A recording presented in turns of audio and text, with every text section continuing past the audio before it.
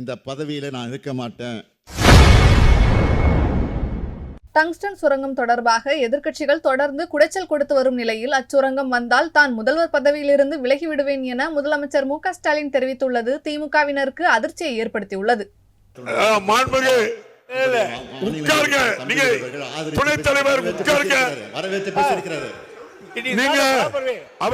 ஆனா நாங்க நாடாளுமன்றத்தில் எதிர்த்திருக்கிறோம், சட்டமன்றத்தில் சொல்லியிருக்கிறேன்.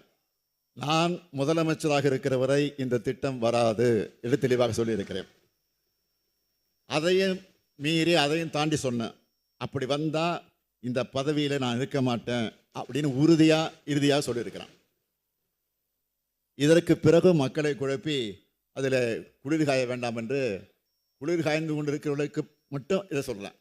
இதுக்கு உடனே எந்திரிச்சு அந்த வார்த்தை எடுக்குன்னு கேட்காதேன். குளிர் காயிற குறிப்பிட்டு சொல்கிறேன்.